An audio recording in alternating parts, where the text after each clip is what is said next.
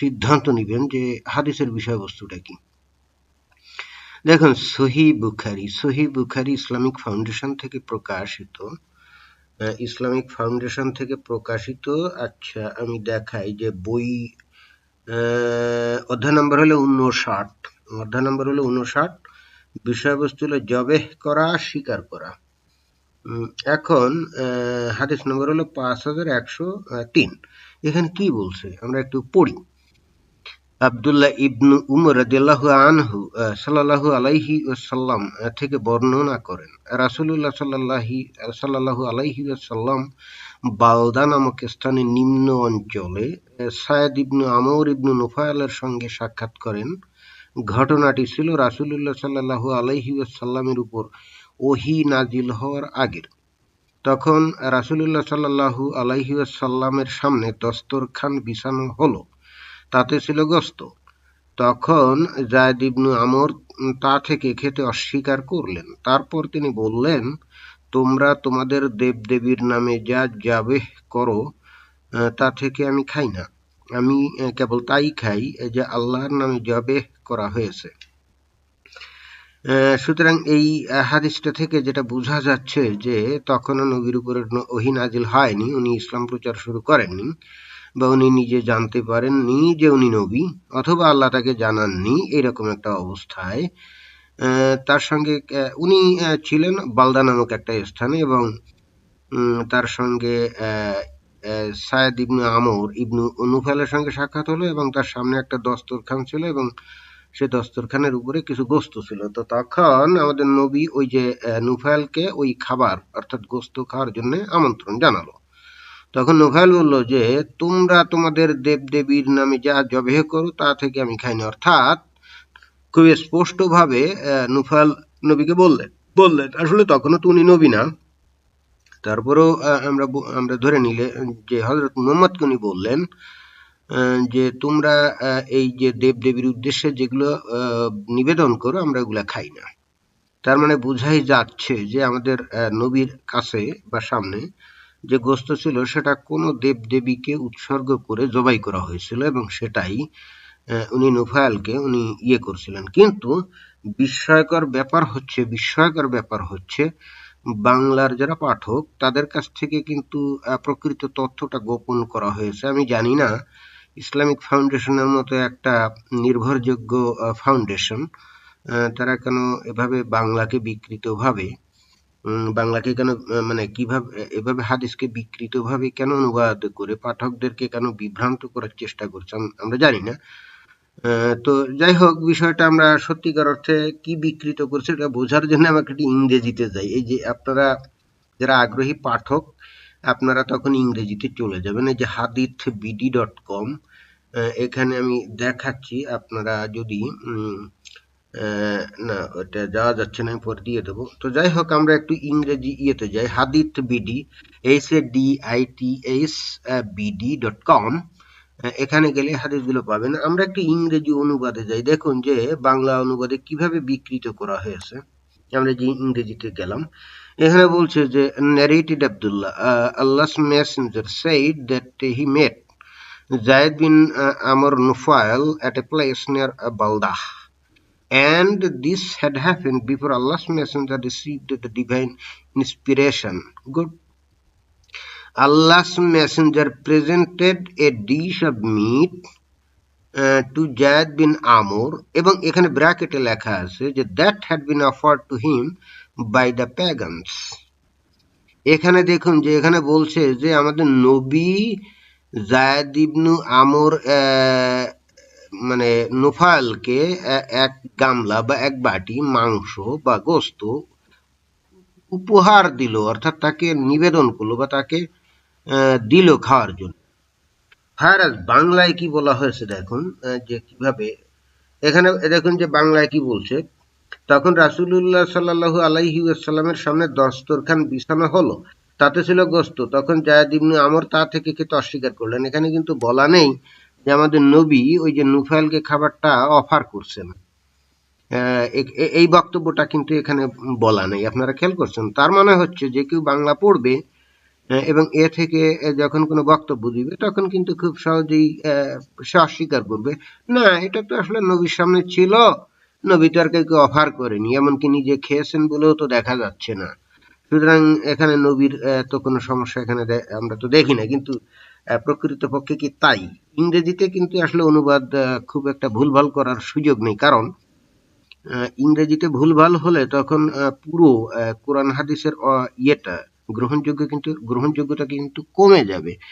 যে কারণেই কিন্তু ইংরেজি অনুবাদে কিন্তু কোনো রকম এদিক ওদিক করার কোনো কারণ নেই, কারণ প্রচুর প্রচুর ইংরেজি ভাষী লোকজন কিন্তু এই আরবি ভাষা তারা জানে, তারা একাডেমিক সিস্টেম থেকে হোক আর গবেষণার উদ্দেশ্যে হোক, তারা কিন্তু আরবি ভাষাকে এমনকি অনেক আরবি পণ্ডিতদের চাইতে অনেক ভালো আরবি জানে। সুতরাং এই ক্ষেত্রে যদি ইংরেজিতে যদি ভুলভাল অনুবাদ করা হতো তাহলে কিন্তু বিপদে পড়ে যেত। কিন্তু এই ইসলামিক ফাউন্ডেশন তারা জানে যে বাংলাদেশের মানুষ আরবিও জানে না আর কোরআন হাদিস পড়েও না, তারপরেও যদি পড়তে যায় যাতে সঠিক তথ্যটা না পায়, এই জন্যই কিন্তু দেখুন যে ভুলভাল ইয়ে করছে, বিকৃত অনুবাদ করছে। তো দেখুন এখানে কিন্তু দেখুন যে একেবারে খুব পরিষ্কার, Allah's messenger presented a dish of meat, দেখছেন, অর্থাৎ আল্লাহর মেসেঞ্জার অর্থাৎ আল্লাহর নবী উনি প্রেজেন্ট করলেন, উনি উপহার দিলেন বা উনি অফার করলেন, কাকে? নুফাইলকে অফার করলেন যে এক বাটি গোস্ত তাকে দিলেন খাওয়ার জন্য, রাইট? এবং ব্র্যাকেটে কি লেখা আছে দেখুন যে that had been offered to him by the pagans. এই মাংসটা আবার বলা হচ্ছে যে নবীকে দিছিল কারা? যারা নাকি পৌত্তলিক, তারাই দিছিল। এবং এর প্রেক্ষিতে ওই নুফাইল কি বলছে, এই যে নুফাইল বলছে এই যে বলছে Amr, but Zayd refused to eat of it and then said to the pagans দিল কাকে? দেখছেন, আমাদের নবী কিন্তু নুফাইলকে দিল, আর এখানে জায়েদ রিফিউজ করে অর্থাৎ প্রত্যাখ্যান করে বলছে দেন said to the pagans অর্থাৎ পৌত্তলিকদেরকে বলল, তার মানে হলো নবীকে বললো, তাই না? কারণ নবী তো তাকে অফার করছিল, তো নবী যদি অফার করে থাকে আর যদি সে রিফিউজ করে থাকে তাহলে তো নবীকেই বলবে, তাই না? এবং নবীকে সে অ্যাড্রেস করতেছে কিন্তু কিভাবে? প্যাগান অর্থাৎ পৌত্তলিক হিসাবে, তাই না? এখানে নবীকে পৌত্তলিক হিসাবে অ্যাড্রেস করে কি বলছে? I do not eat of what you slaughter on your stone altars অর্থাৎ ওই যে পাথরের যে অল্টার বা বেদি, nor do I eat except that on which Allah's name has been mentioned slaughtering. তার মানে যা তোমরা তোমাদের দেবদেবীর নামে কোনো বেদিতে তোমরা অফার করো, কোনো জীবজন্তুকে যখন তোমরা জবাই করো তখন আমি সেটা খাই না, আমি সেটাই খাই যেটা নাকি আল্লাহর উদ্দেশ্যে নিবেদন করা হয়, তাই না? তো যেহেতু এখানে বিষয়টা হচ্ছে যে আমাদের নবীর কাছেই এই গোস্তের বাড়ি ছিল, তা উনি তো এটা প্রত্যাখ্যান করেননি। এখন হয়তো বলবেন, অনেকে বলবে যে না উনি তো তখনও নবী হননি, সুতরাং উনি তখন কি করছিলেন না করছিলেন এটা তো গ্রহণযোগ্য না। কিন্তু দেখুন যে আমরা কিন্তু হুজুরদের কাছ থেকেই কিন্তু এগুলো সব সময় শুনি যে আমাদের আল্লাহর নবী কখনোই পৌত্তলিক ছিলেন না, উনি একেবারে শৈশব থেকেই একেশ্বরবাদী ছিলেন, তারপরে উনি কখনোই ওই পৌত্তলিকদের মতো কোনো কিছু করেন নাই, উনি এই কথাগুলো কিন্তু আমরা সবসময় শুনি, তাই না?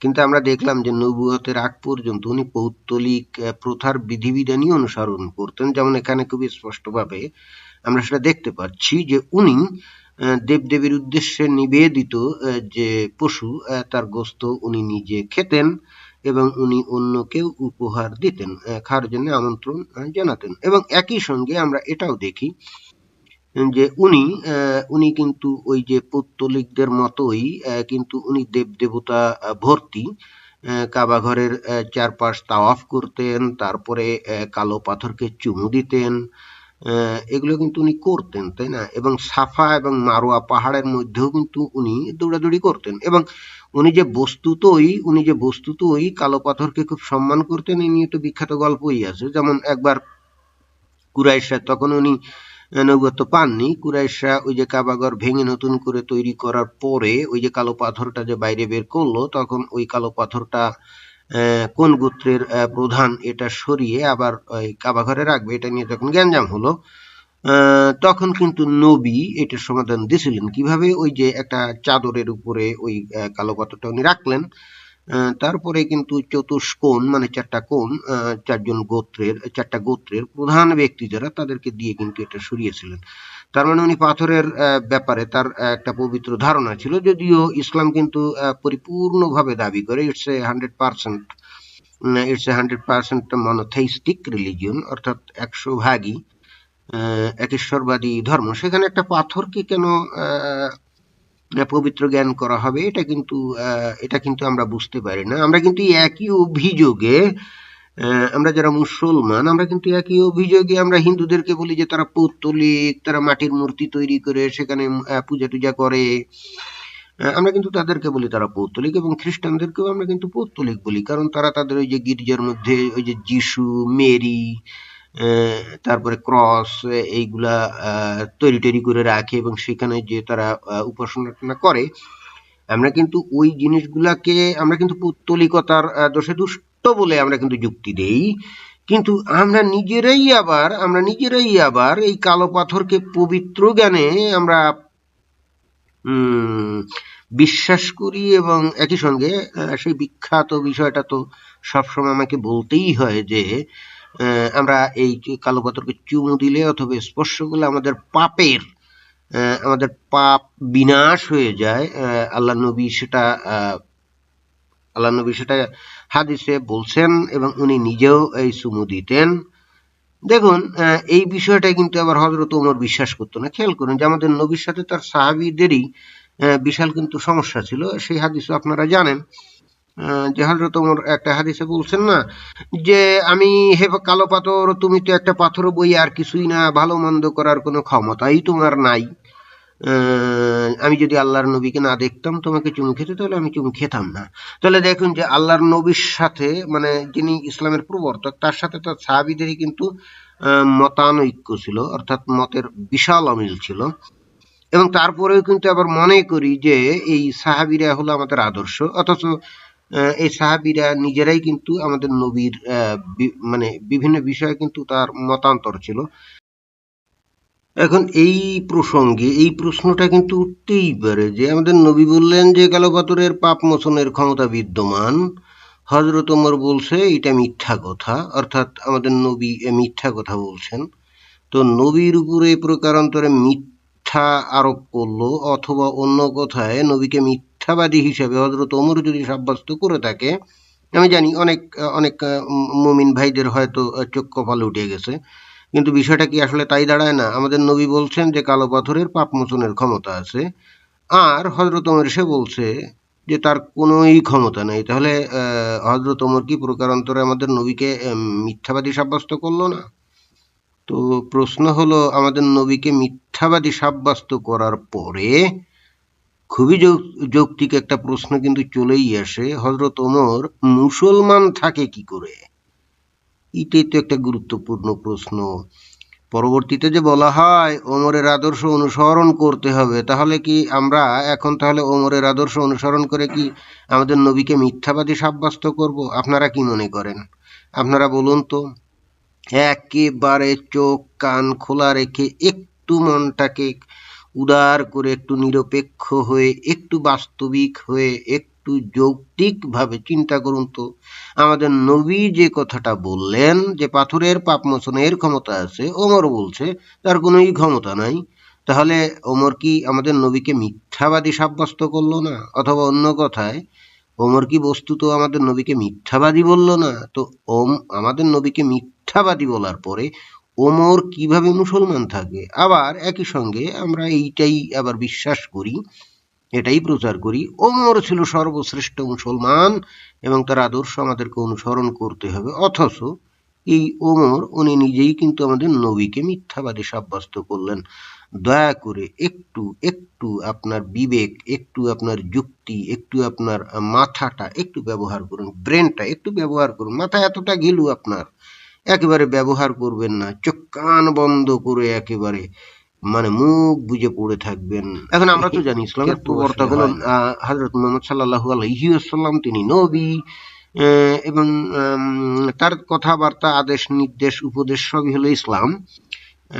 হযরত ওমরের আদেশ নির্দেশ এগুলো কিন্তু ইসলাম না। হযরত ওমর সেই সমস্ত বিষয়ই ইসলাম হবে তার কথাবার্তা যেগুলোর সাথে নাকি আমাদের নবীর কথার মিল থাকবে। হযরত ওমর নিজের থেকে কোনো কিছু বললে কিন্তু সেটা ইসলাম হবে না, কারণ উনি তো আর নবী না, তাই না? তো এই দৃষ্টিকোণ থেকে আমাদের নবী বললেন যে কালো পাথরের পাপ মোচন করার ক্ষমতা আছে, এবং এই জন্যে উনি নিজেও এই কালো পাথরকে চুমু দিতেন। এবং দেখুন যে গোটা পৃথিবীর যত মুসলমান আছে তারাও কিন্তু এটা বিশ্বাস করে। যখন হজ করতে যায় তখন কিন্তু তারা কালো পাথরকে চুমু অথবা স্পর্শ করার জন্য কিন্তু হুড়োহুড়ি করে, অনেক সময় পদপিষ্ট হয়ে বহু লোক মারাও যায়। কিন্তু যদি তাদেরকে জিজ্ঞেস করা হয়, আরে ভাই, কালো পাথরের পাপ মোচন করার ক্ষমতা যদি থাকে, আপনি তো আবার বিশ্বাস করেন যে পাপ মোচনের ক্ষমতা শুধুমাত্র আল্লাহর, আবার আপনি বিশ্বাস করেন যে কালো পাথরের পাপ মোচন করার ক্ষমতা আছে, তাহলে এই কালো পাথর কি আল্লাহ হয়ে যায় না? তখন কিন্তু সে বলে যে না না না না না না, এই কালো পাথর আসলে আল্লাহর নির্দেশে এটা ইয়ে করে। আরে ভাই, আল্লাহর নির্দেশে কালো পাথর পাপ মোচন করবে, আবার কোন ধরনের কথা? তাহলে আল্লাহ কি তার ক্ষমতা কি কালো পাথরকে দিয়ে দিল নাকি? আল্লাহ কি তার ক্ষমতা অথরাইজ করে কালো পাথরকে দিয়ে দিল নাকি? আবার এই একই জিনিসটাই তো আপনারা আবার ওই যে খ্রিস্টানদের ব্যাপারে বিশ্বাস করেন না। যখন যীশু খ্রিস্ট বলল যে আমি হলাম সন অফ গড, আমি ঈশ্বরের পুত্র, যিশু নিজেই কিন্তু গসপেলে উনি দাবি করছেন যে ঈশ্বর দি ফাদার আমাকে তার সমস্ত ক্ষমতা অর্পণ করেছেন, তখন কিন্তু আপনারা আবার বিশ্বাস করেন। আবার আবার একই সঙ্গে আপনারা আবার বিশ্বাস করেন যে আল্লাহ তার ক্ষমতা অথরাইজ করে কালো পাথরকে দিয়ে দিল। তো কালো পাথরকে যদি এই কথাটাই আপনারা মানেন না। আল্লাহর নির্দেশে যদি হয়, কালো পাথর কেন পাপ মোচন করবে? এটা কোন ধরনের যুক্তি? আবার যদি হিন্দুরা যদি বলে যে তাদের যে দেব দেবতার মূর্তি নিয়ে যে তারা পূজা টুজা করে, এটাও তাদের ঈশ্বরের নির্দেশেই তারা তাদের মঙ্গল অমঙ্গল করে থাকে, এটা যদি তারা যুক্তি দেয়, তখন তো আর আপনি সেটা মানেন না, মানেন না, অথচ আপনারটা মানতে হবে অন্যদেরকে। এটা তো বুঝলাম না। তো সার্বিক বিষয়টা আমি মানে একটু ইলাবোরেশনে গেলাম মানে ইলাবোরেশন না হলে তো আপনারা আবার বুঝেন না। আমরা যেটা জানলাম যে হুজুররা বিভিন্ন ওয়াজে যেভাবে বলে যে আমাদের নবী একেবারে শৈশব থেকেই উনি একেশ্বরবাদী ছিলেন, উনি কখনোই পৌত্তলিক ছিলেন না, দেবদেবতার পূজা অর্চনা করতেন না, আরাধনা করতেন না। আমরা কিন্তু এখানে খুব পরিষ্কারভাবেই দেখলাম যে উনি নিজেও ওই যে তাদের দেবদেবীর উদ্দেশ্যে, অর্থাৎ পৌত্তলিক যারা, তারা যে দেবদেবীর উদ্দেশ্যে যে পশু কোরবানি দিয়েছিল বা জবাই দিয়েছিল, তার মাংস উনি নিজে খেতেন এবং অন্যদেরকে অফারও করতেন। এখন অনেকে বলবে যে ওনাকে দিছিল, উনি যে খাইছিলেন তার প্রমাণ কি? আরে ভাই, যে বালদা নামক স্থানে উনি এই মাংসটা ওনাকে দেওয়া হলো, তো উনি গ্রহণ করলেন কি করে? তার মানে গ্রহণ করা মানেই হচ্ছে যে সেটা উনি খাইছিলেন, তাই না? গ্রহণ করা তো এটা কি বুঝায়? আর তাছাড়া উনি ওখানে গেলেন কি জন্য? ওই যে বালদা নামক স্থানে, যেখানে নাকি মুশরিকরা তাদের মানে পশু টশু তাদের দেবদেবীর উদ্দেশ্যে কোরবানি দিল বা জবাই করলো, সেখানে আল্লাহ নবী গেলেন কি জন্য? নিশ্চয়ই ওদের সাথেই গেছিল, পৌত্তলিকদের সাথেই গেছিল, নইলে তো আর খামাখা ওখানে যাওয়ার কথা না। আর যেহেতু গেছিল, তাদের সাথে মিলেই উনিও ওই পশু কি করছিলেন, দেবদেবীর নামে উনি উৎসর্গ করেছিলেন, এবং তার পরবর্তীতে তাকে কিছু দেওয়া হয়েছিল, যেটা নাকি একটা বাটিতে ছিল রান্না করা অবস্থায়। এবং in the meantime Nufail ওখানে হাজির হলে তাকেও, যেহেতু আগে থাকতে পরিচয় ছিল, সেহেতু আমাদের নবী তাকে অফার করলেন যে হ্যাঁ তুমিও খাও। তো তখন নুফাইল কিন্তু খুব পরিষ্কার ভাবে বলে দিলেন, দেখুন যে এটা কিন্তু ইসলাম প্রচলিত হওয়ার আগেও আগের ঘটনা, একেবারে খোদ সহিহ বুখারীতেই বলা হচ্ছে।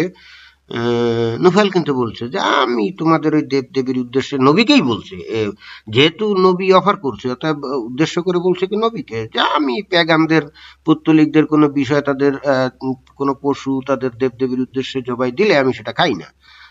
তো এটা তো আসলে নবীকেই বলছে, অর্থাৎ প্রকারান্তরে নবীকেই প্যাগান বলছে, পৌত্তলিক বলছে। অর্থাৎ আমরা যে হুজুরদের কাছ থেকে যা শুনি, আমাদেরকে যা বুঝানো হয়, যা যা আমরা শত শত বছর ধরে আমরা জেনে আসছি বা আমাদেরকে জানানো হয়, সেগুলা আসলেই তো দেখা যাচ্ছে যে সহিহ বুখারী থেকেই দেখা যাচ্ছে সেটা সঠিক না। ইসলাম প্রচারের আগে আমাদের নবী কমপ্লিটলি উনি পৌত্তলিক রীতিনীতি বিধি বিধান উনি অনুসরণ করতেন, এবং শুধু তাই না, ইসলাম প্রচারের পরেও পৌত্তলিক অনেক রীতিনীতি ইসলামের মধ্যে উনি চালু করেছিলেন। যেমন এই কালো পাথরকে চুমু দেওয়া, সাফা এবং মারোয়ার মাঝে দৌড়াদৌড়ি করা, কাবা ঘরের চারপাশে 7 বার পাক দেওয়া, তারপরে হজ প্রথা, এটাও কিন্তু পৌত্তলিকদের বিধান। তারপরে হজের সময় পশু যে তারা যে জবাই করত, সেটাও কিন্তু এই পৌত্তলিকদের বিধান। হজের সময় যে মাথা কামানো, এটাও পৌত্তলিকদের বিষয়ে। তারপরে এই যে ইহরাম বাঁধা, এটাও কিন্তু পৌত্তলিকরা করতো, সেখান থেকে কিন্তু ইসলামের মধ্যেই ঢোকে। তো এভাবে কিন্তু বহু বিষয় বলা যেতে পারে। তো এটাই ছিল আজকের বক্তব্য। আমরা এতদিন ধরে যা জানতাম, আমরা আজকে একটু ভিন্ন বিষয় জানলাম, এবং একই সঙ্গে আর একটা ক্যারিকেচার এখানে আমরা জানতে পারলাম। সেটা হলো যে সামহাউ বাঙালি পাঠকদের সামনে প্রকৃত তথ্য বা সত্য জিনিসটা খুবই কৌশল করে গোপন করার চেষ্টা করা হচ্ছে। এটা কিন্তু ভালো লক্ষণ না। আমরা আশা করব যে ইসলামিক ফাউন্ডেশন, যারা নাকি বাংলাদেশে ইসলাম প্রচারের দায়িত্বে আছে, তারা অবশ্যই সঠিক অনুবাদ করবেন, যাতে করে আমরা